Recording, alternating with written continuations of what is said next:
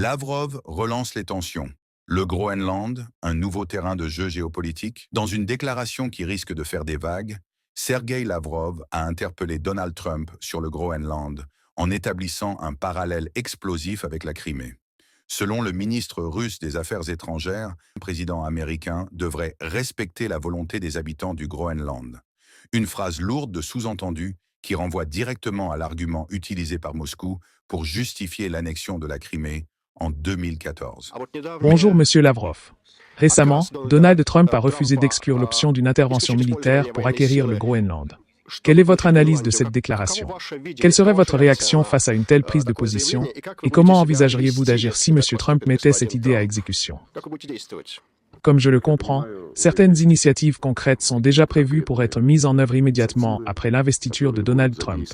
Parmi elles, d'après ce que j'ai pu voir, figure le lancement de négociations avec le Danemark concernant l'achat du Groenland. Cette démarche s'inscrit dans la continuité de ce que nous avons observé par le passé, lorsque les États-Unis avaient déjà exprimé un intérêt stratégique pour ce territoire.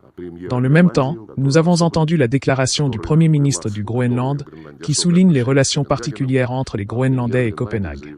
Il affirme que les habitants du Groenland ne souhaitent ni être danois, ni devenir américains. Ils veulent être groenlandais. Ce refus montre clairement une volonté d'affirmation nationale et identitaire de la part de la population locale. Je pense donc que la première étape consiste à écouter les Groenlandais eux-mêmes et à respecter leur souhait d'autodétermination. De la même manière, nous avons toujours prôné le respect de la volonté des peuples. C'est ainsi que nous, en tant que voisins d'autres territoires, avons écouté les habitants de la Crimée, du Donbass et de la Novorossiya pour comprendre leur position vis-à-vis du régime arrivé au pouvoir à la suite d'un coup d'État illégal, un régime qui n'a jamais été accepté par ces populations.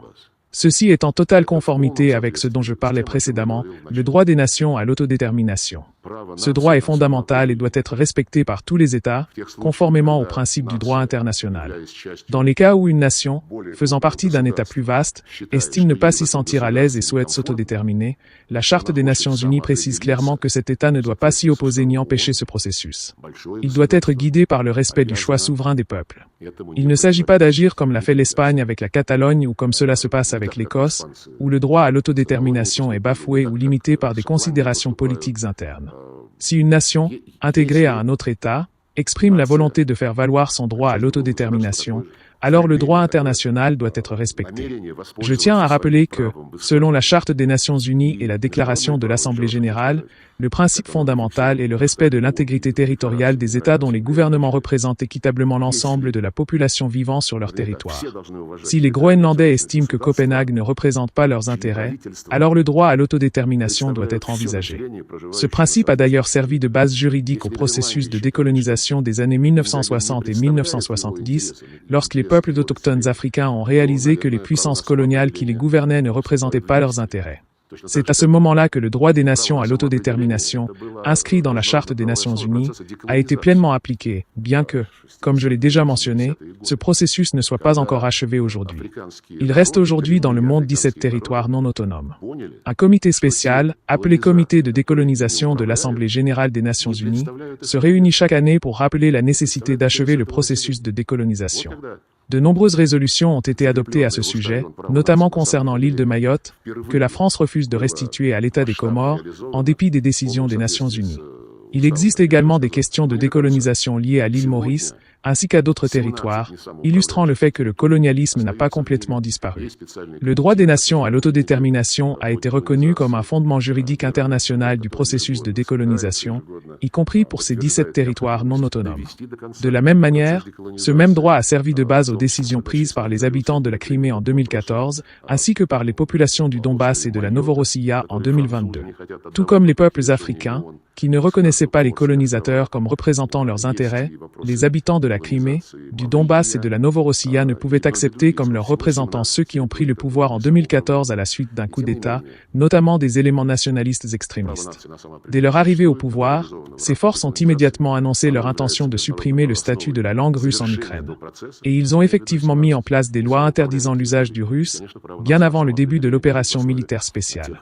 À l'époque, personne en Occident, pourtant toujours prompt à brandir la défense des droits de l'homme à tout propos, n'a réagi. Personne n'a levé le petit doigt, personne n'a prononcé le moindre mot. Or, la Charte des Nations Unies, dans son article 1er, stipule que les droits de l'homme doivent être respectés sans distinction de race, de sexe, de langue ou de religion. Aujourd'hui, la langue russe est totalement interdite en Ukraine. L'Église orthodoxe canonique ukrainienne a également été interdite. Pourtant, face à ces violations flagrantes de la Charte des Nations Unies, personne ne réagit.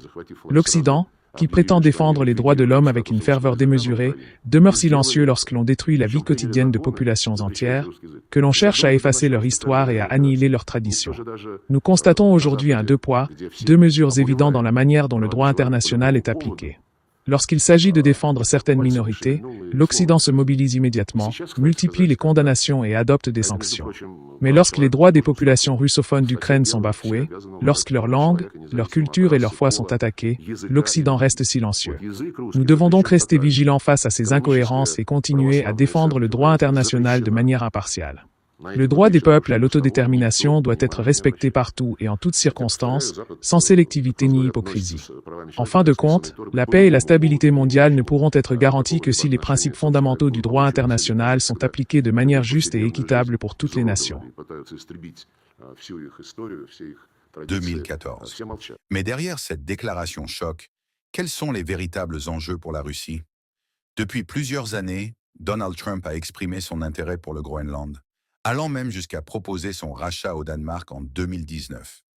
Une initiative qui avait provoqué une levée de boucliers de la part de Copenhague et de l'Union européenne, refusant catégoriquement toute idée de cession. En s'invitant dans ce dossier, Lavrov ne se contente pas de raviver ce débat, il tend un piège diplomatique aux États-Unis. En effet, en évoquant le droit des Groenlandais à choisir leur destin, la Russie pousse Washington à une contradiction.